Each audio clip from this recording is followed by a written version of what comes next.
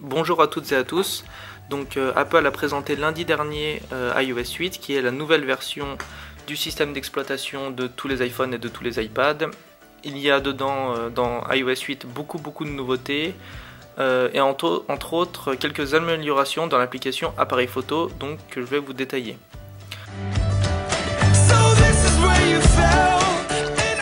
Donc l'interface en elle-même n'a pas changé de l'appareil photo. En revanche, il y a quelques petites fonctions sympas qui ont fait leur apparition, comme par exemple un mode time-lapse. Donc vous appuyez sur le bouton, vous laissez votre iPhone tourner pendant plusieurs minutes, plusieurs heures, par exemple à filmer les nuages.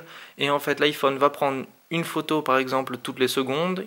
Après, il va compiler toutes ces photos en une vidéo de quelques secondes ou de quelques minutes. Et donc, vous pouvez voir comment évoluent les nuages, par exemple, ou la foule, si vous prenez en timelapse la foule, ou toute autre chose. Donc, c'est sympathique pour les plus photographes d'entre nous. Le mode slow motion est toujours présent, le mode vidéo toujours présent, photo aussi, et panorama aussi, évidemment, aucun changement là-dessus. En revanche, on peut voir l'apparition d'un timer, enfin j'ai envie de dire. Donc Apple a intégré un timer avec deux possibilités, 3 secondes ou 10 secondes. Concrètement, vous réglez sur 3 secondes par exemple, vous appuyez sur le bouton, l'iPhone fera 3 flashs, puis prendra en rafale 11 photos.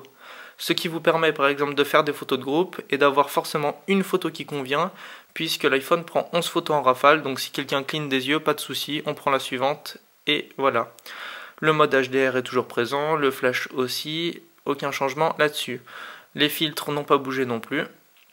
La deuxième partie des nouveautés se présente dans l'application photo avec la possibilité de modifier les couleurs et bien d'autres choses. Donc je vais vous montrer avec un exemple. Là je viens de faire une capture, on va aller prendre la capture que je viens de faire. Donc en cliquant sur le bouton modifier,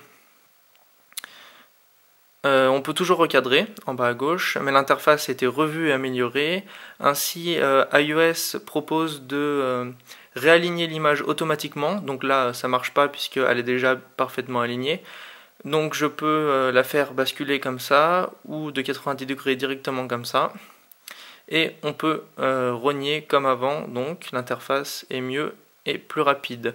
Les filtres sont toujours présents ici et via ce petit bouton, donc ça c'est la plus grosse nouveauté, on peut modifier ce qu'Apple appelle la luminosité par exemple, ou bien je vais essayer de retrouver, ou bien la couleur, voilà je cherchais. Donc en fait concrètement quand vous modifiez la luminosité, iOS a un algorithme plus ou moins intelligent qui en fait va modifier tout ça à la fois. Donc par exemple il a rajouté 0,18 de luminosité mais il a enlevé 0,06 d'exposition. Évidemment, donc c'est ça qui est intéressant, vous pouvez modifier un à un tous ces paramètres. Par exemple, l'exposition, je rajoute un petit peu, les reflets, j'en enlève, etc.